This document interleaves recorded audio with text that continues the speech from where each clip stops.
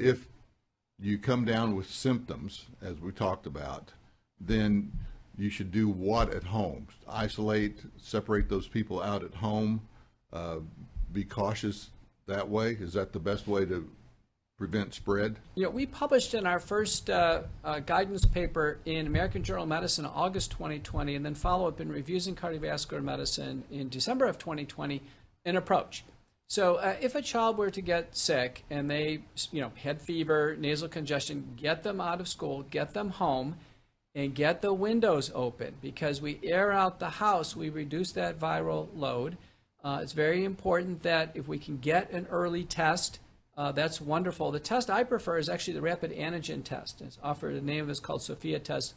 Fortunately, a child, the Delta variant's the mildest of a variant. It's basically going to be 1 or 2 days like a cold. Children should go home, ride out the infection, and they can acquire natural immunity. Now, nutraceuticals are helpful. You're an expert in that.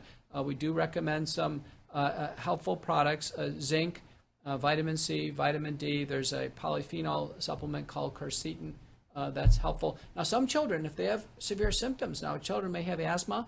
If they need a budesonide inhaler, that's perfectly fine. Even a brief course of oral prednisone. I've had some kids just need to go on a Z-Pack. In general, children don't need hydroxychloroquine or ivermectin. They don't need monoclonal antibodies. It's pretty mild.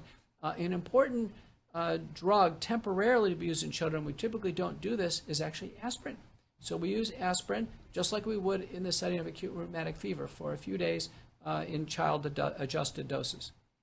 The medicines that you just talked about, you published a protocol. American Association of Physicians and Surgeons published that. So the public can go to that website, read all about that, American Association of Physicians and Surgeons.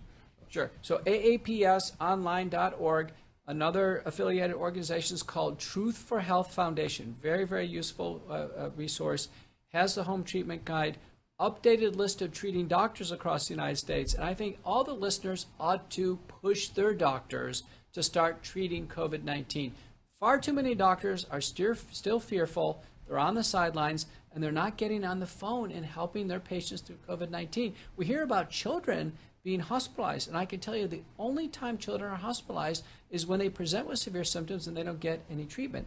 Now, children who do not have severe symptoms, again, don't need treatment. We'd only advise treatment protocols routinely for those over age 50 and once we start to amass medical problems. At what point do you give the doctor a call if you need to look at early treatment on school-age kids? I think school-age kids, severe symptoms, trouble breathing, definitely need a call. Fevers that won't come down, fever over 40 degrees that won't come down, need a call. Kids can end up having a seizure if the fever is persistent. And then outside of that, it's really based on the underlying medical problems. Type 1 diabetic, for sure, get going on treatment. Cystic fibrosis, for sure. Down syndrome, congenital heart disease, cerebral palsy, let's get going on treatment early. There's an analysis by Dr. Martin Macri from Hopkins that looked at last year, there were roughly 300 children in the United States who died of COVID-19. Only one of them was perfectly healthy and died of COVID-19. Only one. The rest of that 300 group, they had something like cystic fibrosis and they did not receive enough early treatment. The hospital's too late to treat them. So we've got to activate the pediatricians and the treating doctors to start medicines early. The people who are getting hospitalized and dying in the hospital are those who get no pre-hospital treatment. And we have to change that. They need pre-hospital care.